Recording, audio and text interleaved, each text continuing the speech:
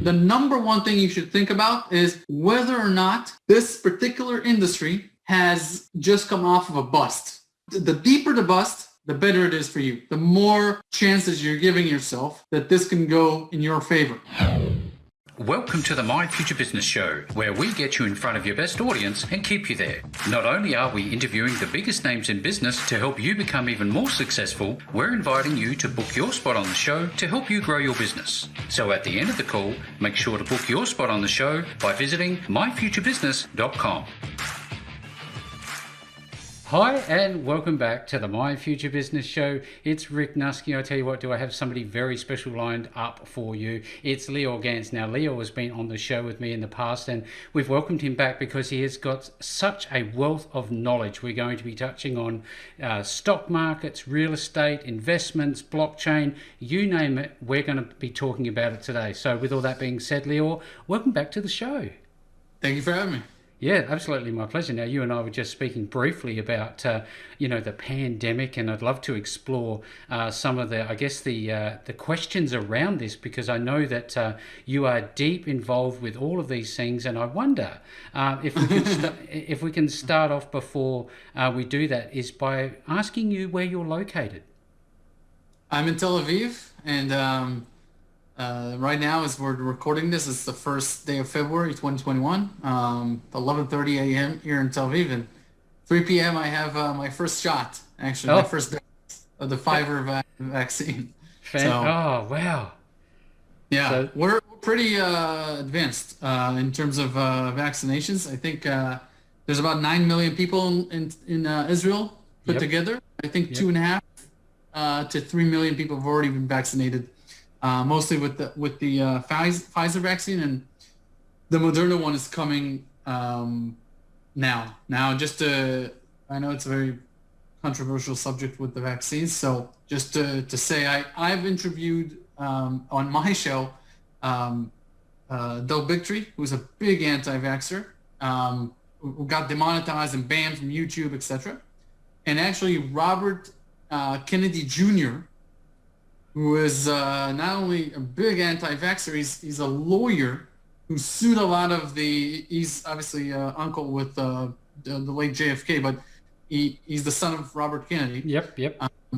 They made a big Hollywood movie out of him because he, not under his name, but under a pseudonym, but he went after like Big Pharma, and he got a big foundation with regards to people that think that their children have either dyslexia or something else due to vaccines, etc. He's just warning about vaccines. And when Trump got elected in 2017, he wanted Robert Kennedy Jr. to be chair of like a committee that investigates, vaccinations and mercury and all that kind of stuff. And actually, he says that Bill Gates came into that meeting later, like after Kennedy left the building.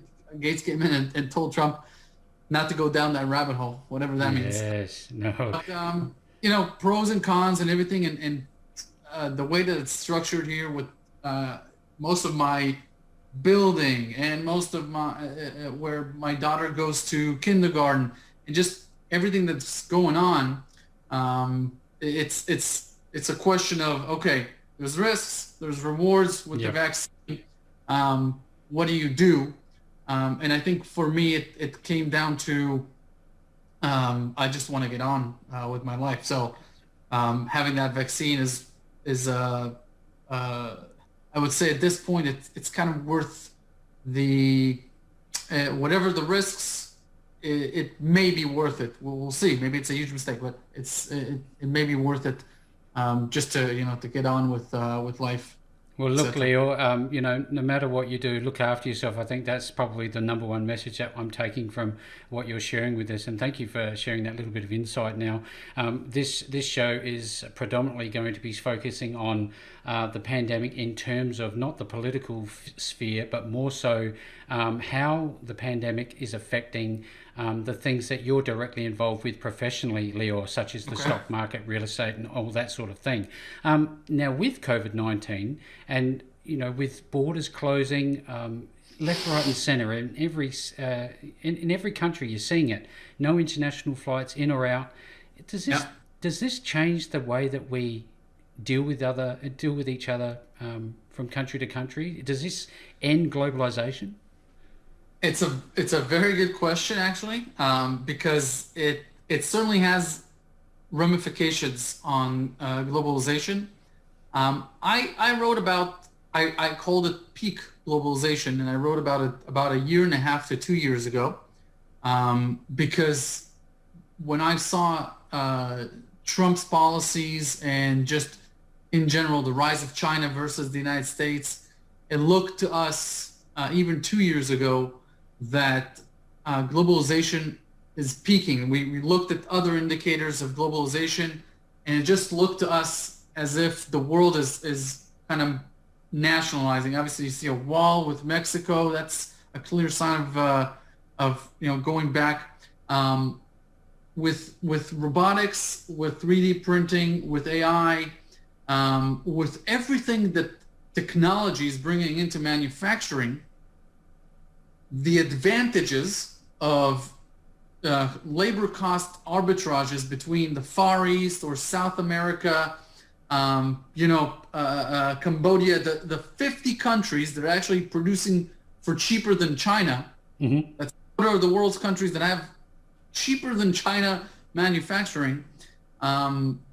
Even with all of that, it became politically incentivized to look at better ways of manufacturing. For example, in the United States, they cannot rely, and the pandemic proved this, on having their medicine produced in China. That's a big problem for them. 80% of global air conditioners made in China, 64% of shoes made in China. It's just a problem because you're relying too much on this global supply chain. It's very delicate and it's very efficient because you're leveraging the entire planet, right? So on one hand, amazing. On the other hand, very delicate. And so what's happening in the United States and what's going to happen in the next 20, 30 years is you're going to see, for example, New York City, it's going to be a hub. People are going to work there mostly with their brains, less with their hands. Outside of the city, an hour and a half outside in the suburbs, there are going to be big manufacturing facilities where they will be able to manufacture anything the city needs locally, in-house. So in America, you're going to see big manufacturing coming back, and you're going to see that in many countries. Countries are going to rely on their own technologies for this. And that's one thing we see changing big time. Obviously, the big paying jobs are going to be engineering these, not overseeing a floor. And that's going to be, it's a good job. But most of the jobs are not going to be on the floor. That's going to be very much automated. It's like the second coming of the Industrial Revolution, isn't it? It is, yeah, it is. It is the second, but and this is a problem for governments because you're balancing the workforce or the workforce that's not suited to do jobs that are about creating software and hardware, etc. You literally need less and less people to create more and more productivity. And so you have a lot of people left behind in this type of economy. And therefore, they're trying to balance this out with more social programs. It's exacerbating the wealth gap, the income gap. There's finger pointing, etc. And there's not only finger pointing within the country, there's finger pointing between countries. So a pandemic, a global pandemic, especially so well televised and communicated, it brought opportunity for all these nations, all of the big nations, to say, hey guys, G20 meeting immediately in Brussels. Let's talk about how we solve the pandemic together. Who gets the vax? None of that happened. Every country pulled back, looked to do whatever is good for them. Closed borders. It was all about limiting and going back to nationalism. And so that's another indicator that peak globalism is definitely arrived. In other words, when I say global, I don't mean that the poorer countries, the third world countries, will not get richer. I just mean that they will not get richer by U.S. corporations entering, fishing village, turning them into the next Beijing. That's what I mean by that.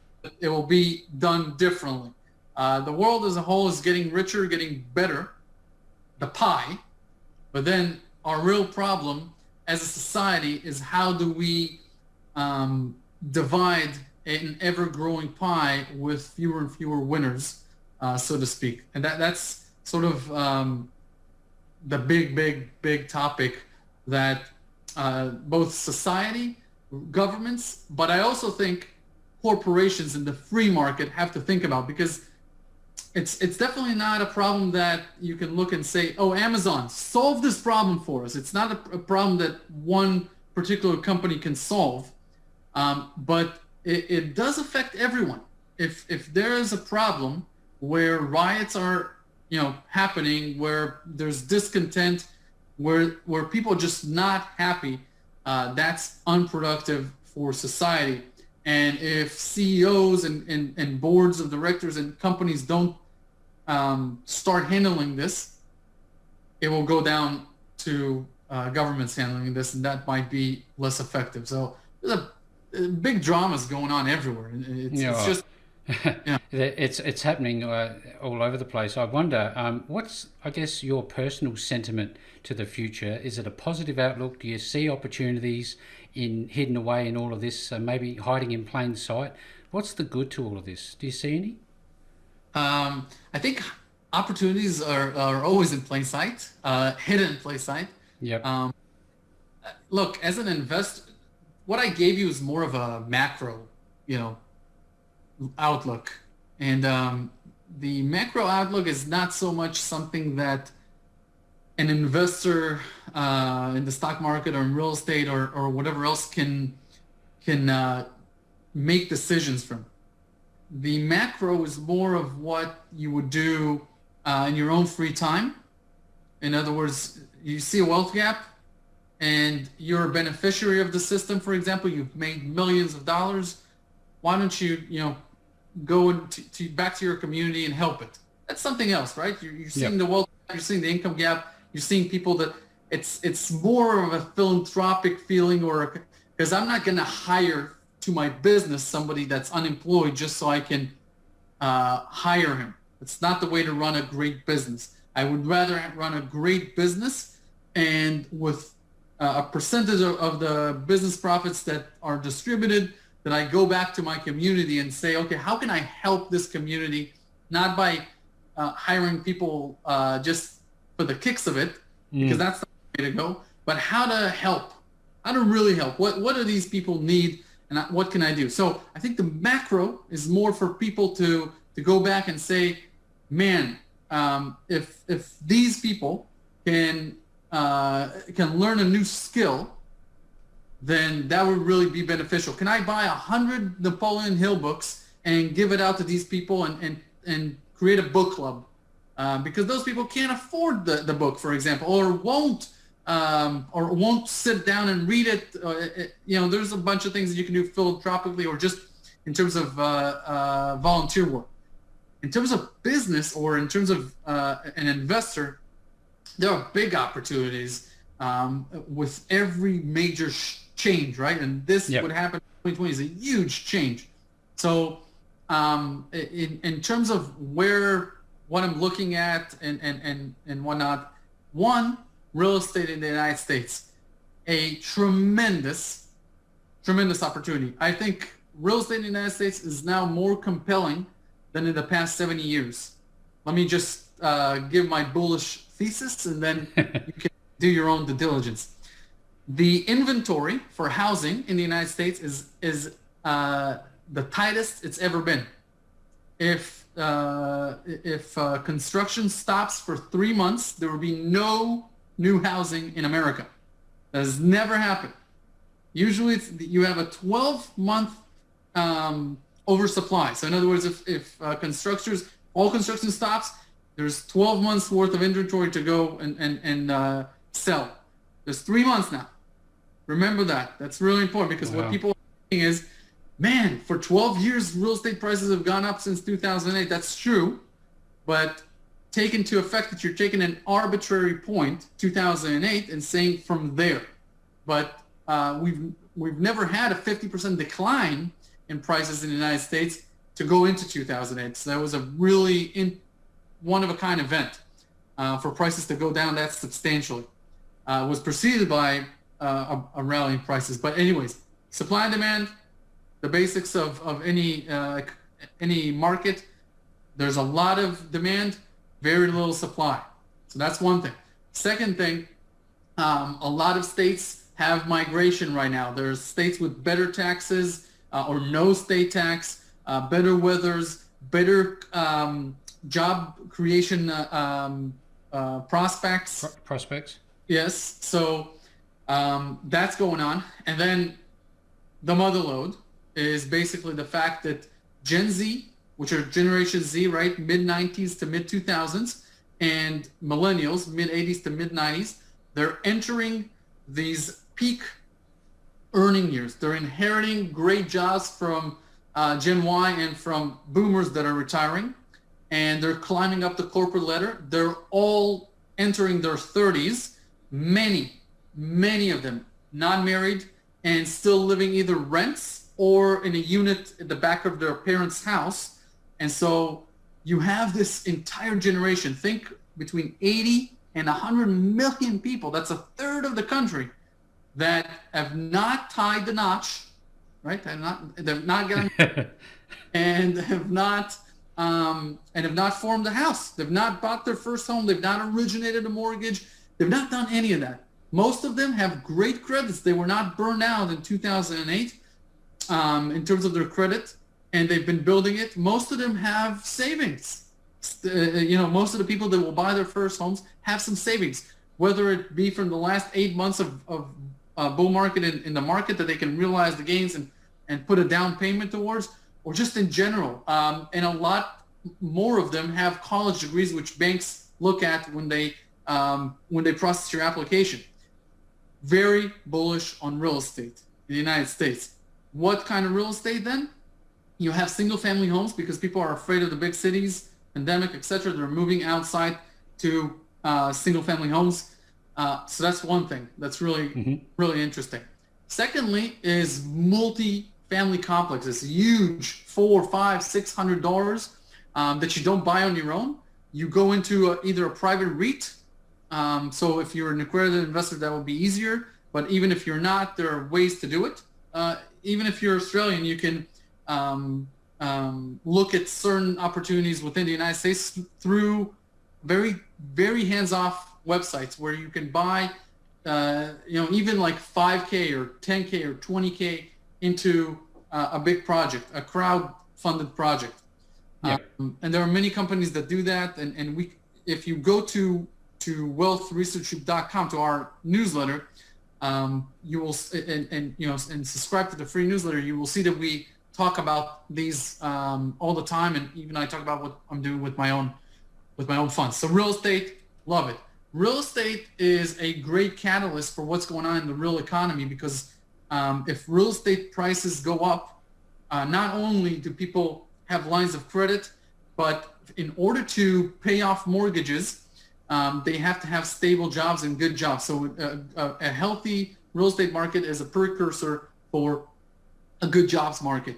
So that's the second thing, that wherever you see great real estate markets, those are also great job markets, and those also are part of the new U.S. economy. Where do I think the U.S. economy is going?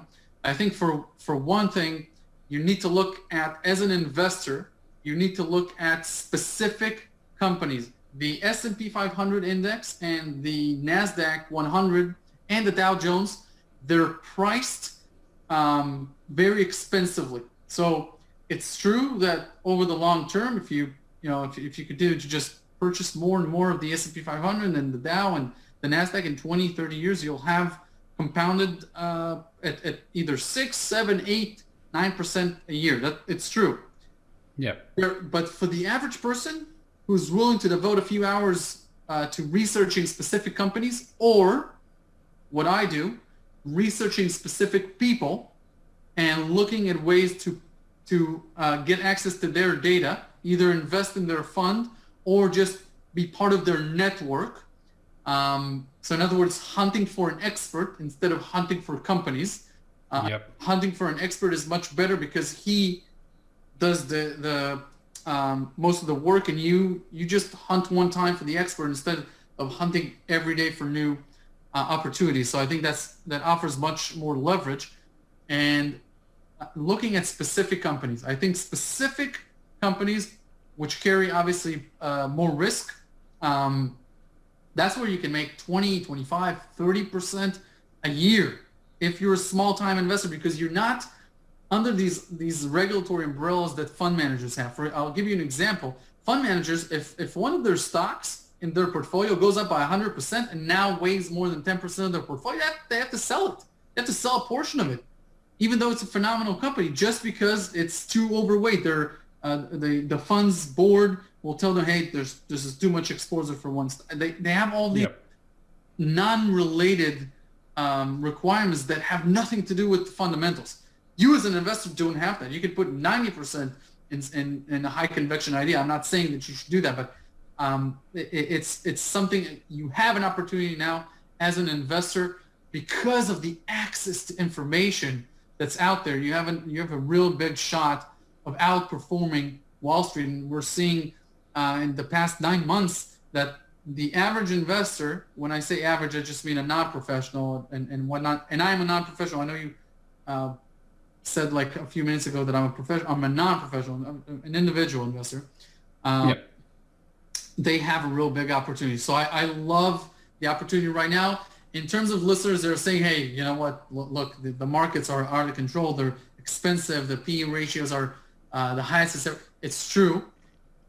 The thing is, PE ratios are not how you measure broad indices anymore. You cannot look at PE ratios the way you looked at it 20 or 30 years ago. They are expensive, but the S&P 500 today and the NASDAQ 100 today, they're built of companies that their policy is not to take the profits and distribute them as dividends. It's to take the profits and plow it into the company in order to build its market share, and then either move in 20 years, 30 years down the road to that dividend model, or get sold out to a bigger company for who wants them as part of their bigger strategy. P ratios are not the way you look at companies today that much.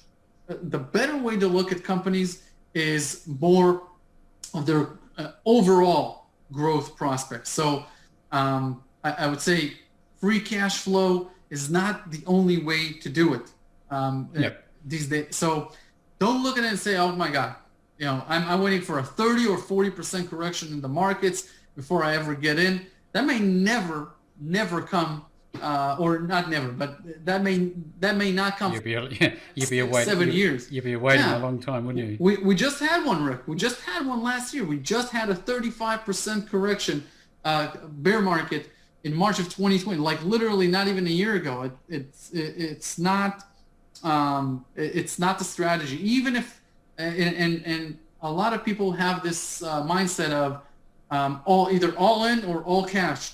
It's just why. It's not the way it's done anymore, is it? I wonder, Leo, you are such a wealth of knowledge. What I will say to everybody who's on the call with us tonight, it should be obvious to you that Leo is a wealth of knowledge, regardless of his professional status or not. This is why I want you to make sure that you reach out to his website and you get a hold of this newsletter like I have, because there is just an abundance of information. Now, that aside, Leo, I'd love to talk about every 4 years, the transition of power in the States, rightly or wrongly, seems to have an effect on people's psyche. What do you see happening? What have you seen in the last few weeks, considering what's just occurred? That's another great question, actually. It's not natural for any organization to simply pick a 4-year period and just choose to elect a new leader, which comes with a new policy, and no organization who wants to be healthy would do that. But because of the democratic principle of limiting power, most modern countries do that. They just every 4 years say, okay, election, let's find a new guy. Let's do it. Now the good guy, the current guy can be perfect. Wouldn't matter. He can get elected, but even then, after 8 years, even if he's phenomenal, he's going to be out. And not only that, but even if he's a perfect leader, when it comes to campaigning, the other person will somehow smear him. No matter, in a corporation, that would not happen. If the current CEO is amazing, another candidate will never come out and berate them and he's bad, because he'll be, what? He's not bad. He's good. Look at our results. Look at, okay. So countries have a very arbitrary way of electing a leader.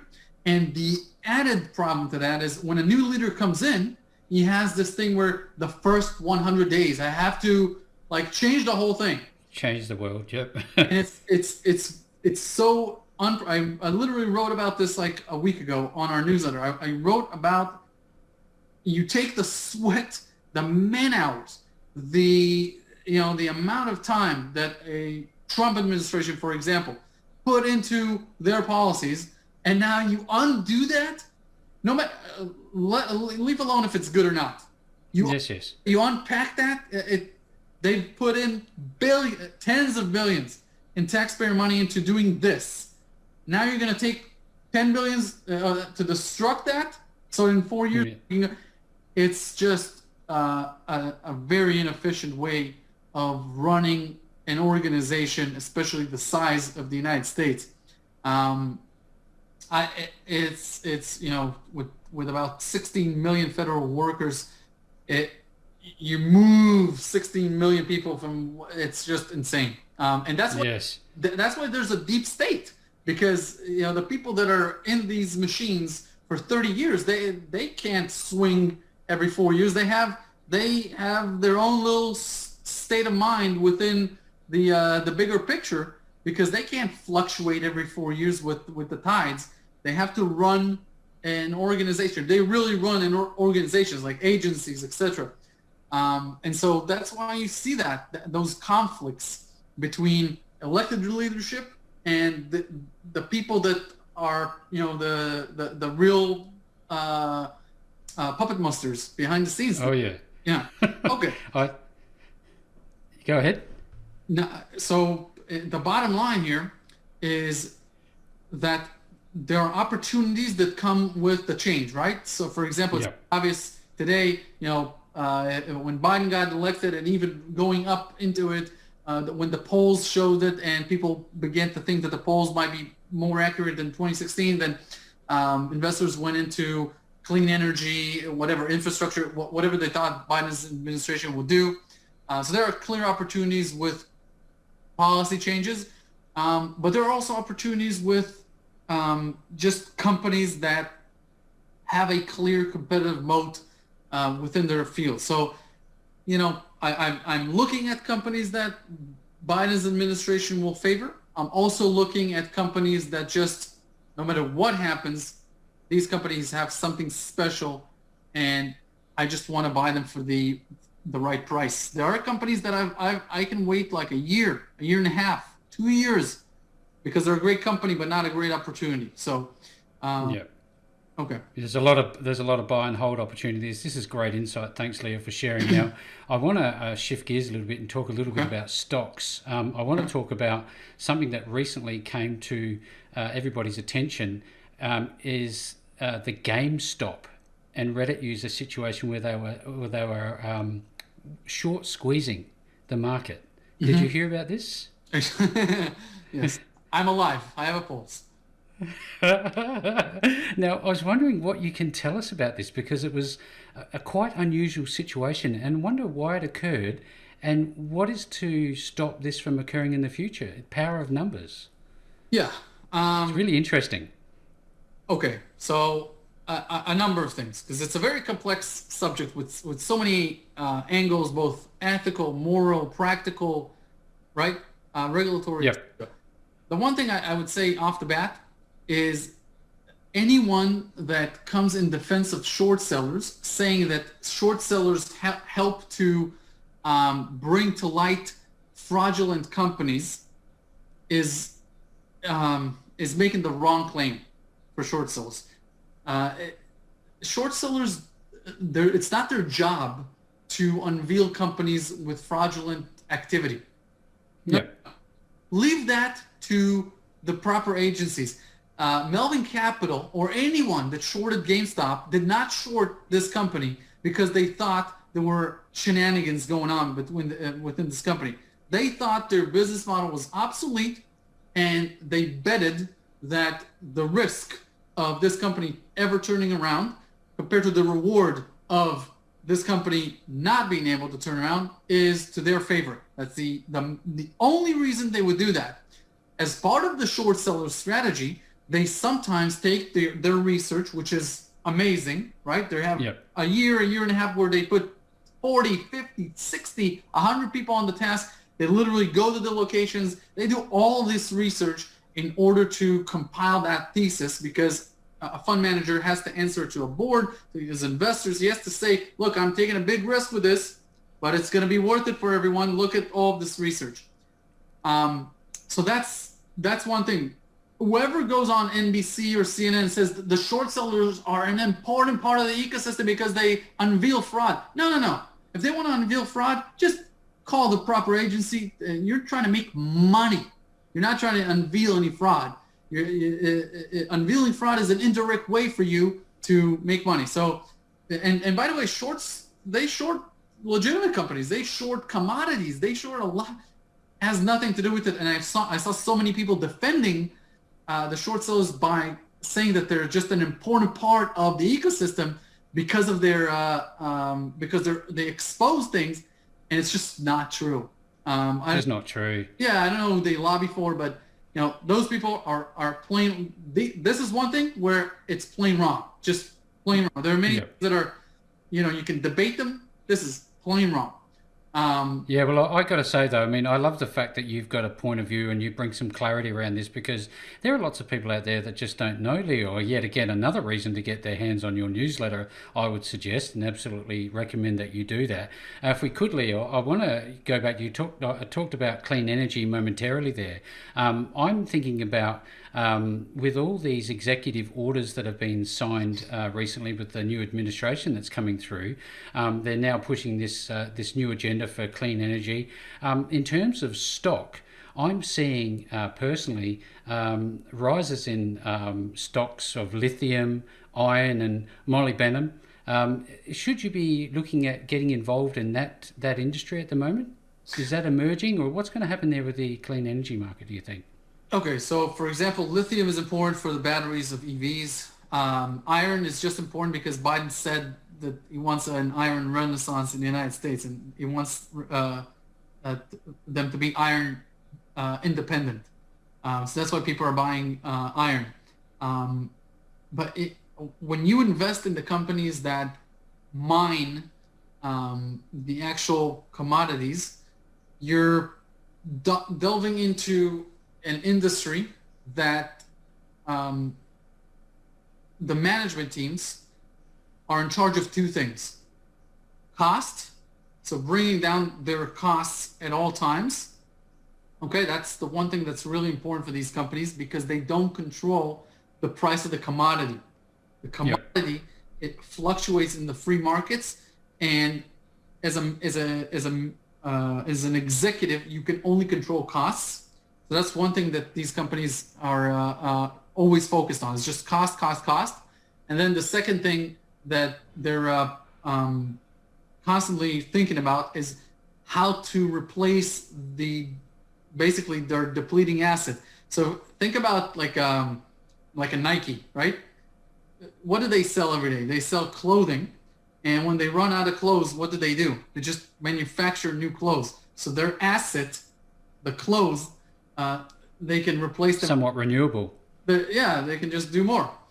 With a mine, it has a life. That's it. It's once it's gone, it's gone. When you deplete the whole thing, it's gone. So I think of an analogy when you say that. I think about the grape. You can only squeeze so much juice out of a grape. You know yeah, what I mean? I always think about that. yeah, but you can plant new grapes, etc. Right? New grapes. Yeah. Here, you wake up every day as a CEO of a company, and you literally go to your only asset, the mine, and you start emptying it out. So think about the absurdity of the Bismol, right? Okay, and then you also think about the fact that you cannot control how much you're going to sell it for. So that's why commodities are a very cyclical industry. They go through huge booms and busts. And the number one thing you should think about is whether or not this particular industry has just come off of a bust. The better it is for the deeper the bust, the better it is for you. The more chances you're giving yourself that this can go in your favor. But this is not a buy and hold business. Look at any major mining company over time, and you will see the chart just goes like this. It doesn't go up. It just goes up and down and stays within a range for 20, 30 years. So it's literally about getting in after a bust, going out near the top, going in after. Yeah, it's not like you look at the chart of the S&P 500, which literally just it grows over time. It creates more and more value.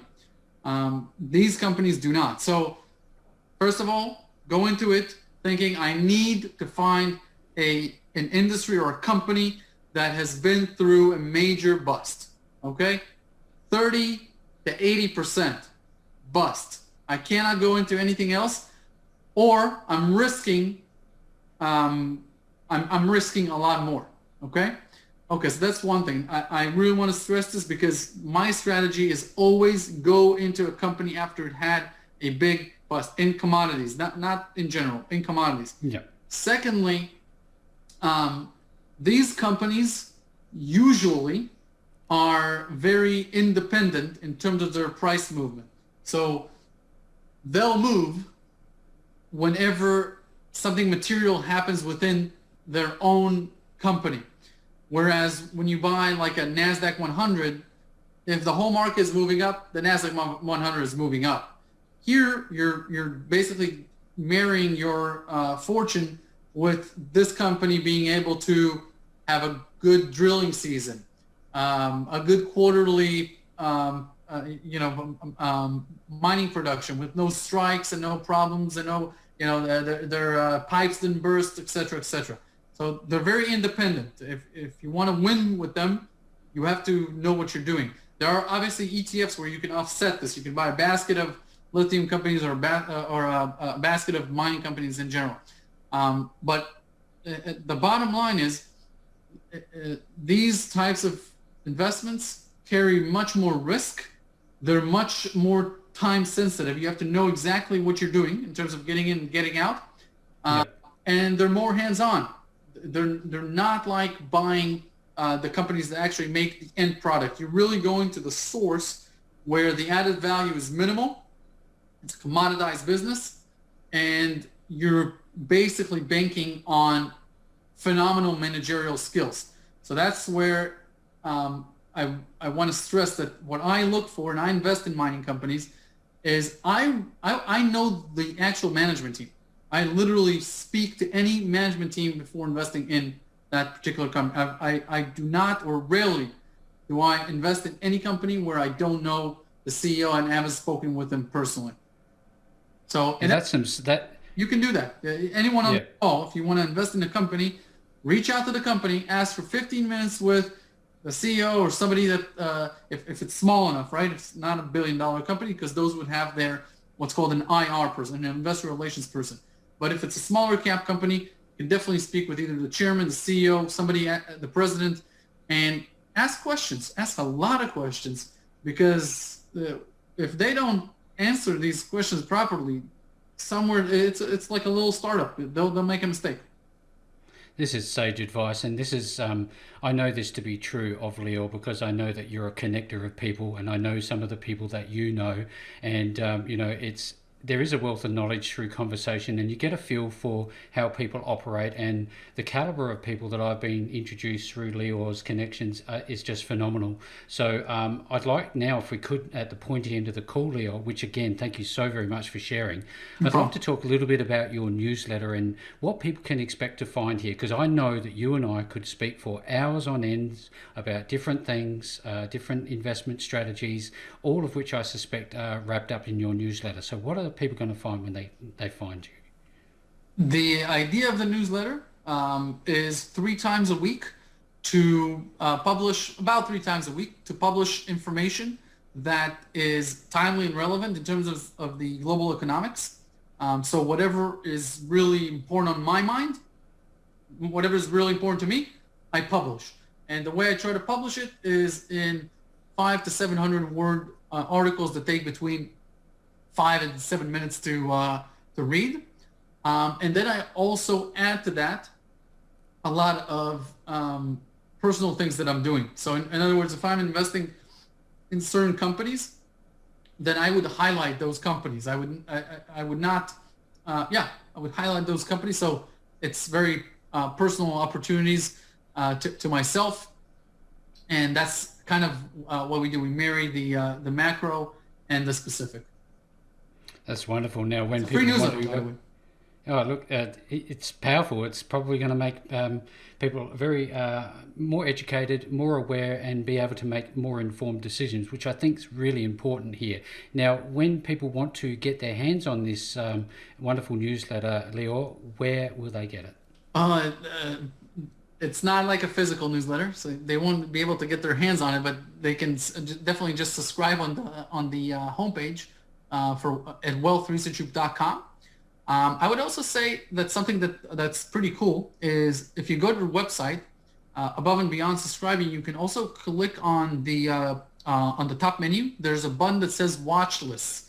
These are actually 6 watch lists of companies it's a report. It's basically a PDF report with a watch list of companies, most of which I'm either invested in, was invested in, or waiting for the price to drop. And I've been publishing them since March of 2020, since the crash. So 6 of them. They contain I think 56 companies overall. Each and every company that has dropped to its noted limit order that I published as a reference point, because these are just reference point. Read them and then do your own review. Due diligence. Yes, of course. But each of them that actually dropped to that price, it ended up being so close to the bottom for that company. And obviously, it was a phenomenal year for the stock markets. But those watches did really well. So you can look at them just for retrospect. But we also published our most recent one in January. So that could be pretty cool to see what we just published 2-3 weeks ago.